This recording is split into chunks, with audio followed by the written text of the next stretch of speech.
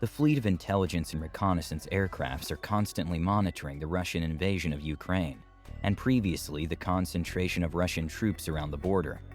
The detailed mosaic of the image from the battlefield and the surrounding areas is also gathered by the legendary American U-2's spy machines, nicknamed the Dragon Lady. Not only Ukraine, but Belarus, the Baltics, or the Black Sea have been monitored almost continuously by a huge number of Allied intelligence planes in recent weeks. Their movement can be tracked in near real time using publicly available air traffic monitoring applications.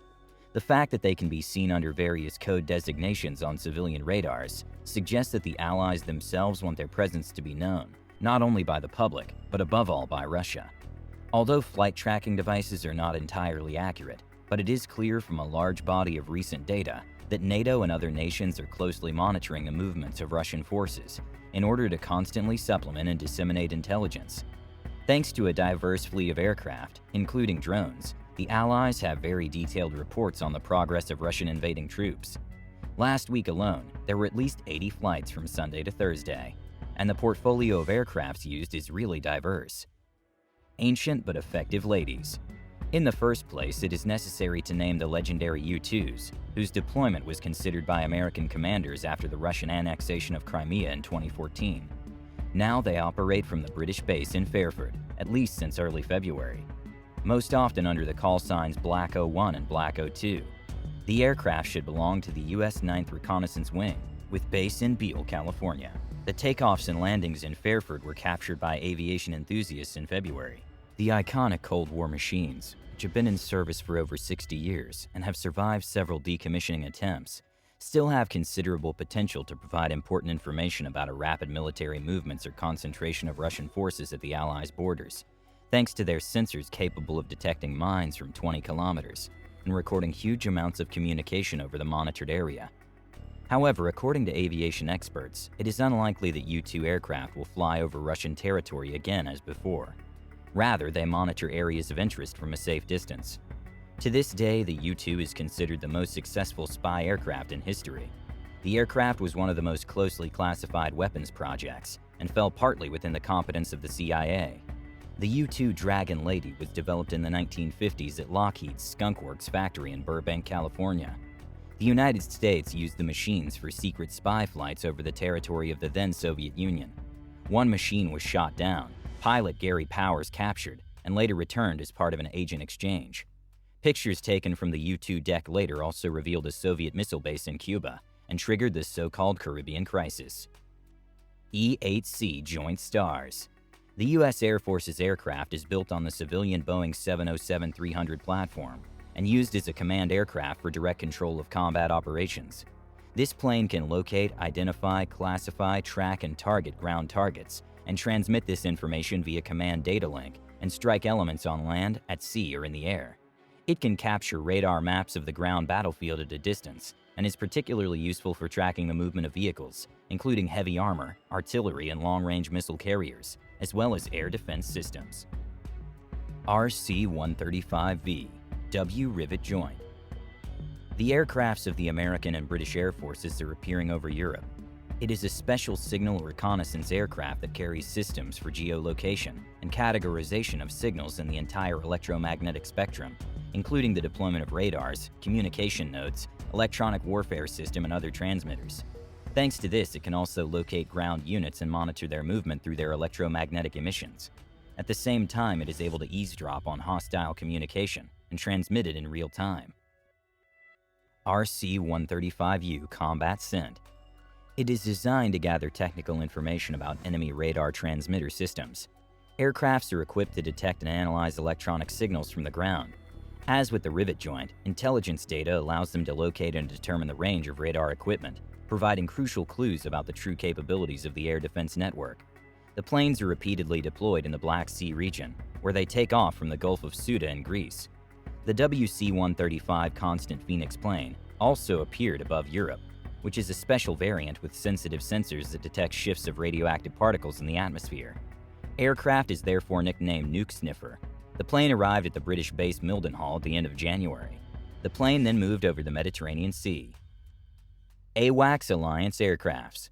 AWACS Special E-3 Sentry aircrafts are modified Boeing 707 transport aircraft equipped with radars and radio stations that allow you to track targets in the air and guide them to air defense, control air battles, and intercept enemy communications.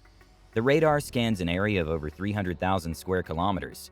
NATO jointly operates a fleet of 14 aircraft from its parent base in Gillenkirchen, Germany, and from the outpost in Konya, Turkey, Preveza, Accione, Greece, and Trapani Spergi, Italy. They feature a circular radar antenna on the back. The disc has a radar system that allows it to cover space from the Earth's surface to the stratosphere. The radar has a range of over 300 kilometers for low-flying targets, and even larger for objects at higher altitudes. Radar can detect and identify any friendly or enemy aircraft. It passes information to aircraft and ground centers. Unmanned RQ-4 Global Hawk. The Global Hawk is a gem among American drones. It lasts 32 hours in the air, has a maximum range of 23,000 kilometers, and reaches an altitude of over 18,000 meters.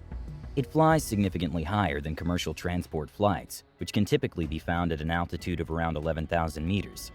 The aircraft is designed to collect intelligence and reconnaissance data about what is happening on the ground. It serves to protect its own soldiers and to increase their combat effectiveness. It can also eavesdrop on enemy calls. The machine is equipped with a comprehensive set of optoelectric radar and electronic systems. Literally multi-hour-long flights now take place virtually every day from the Sigonella base in Sicily, from where they control missions over the Black Sea, and even directly over Ukraine.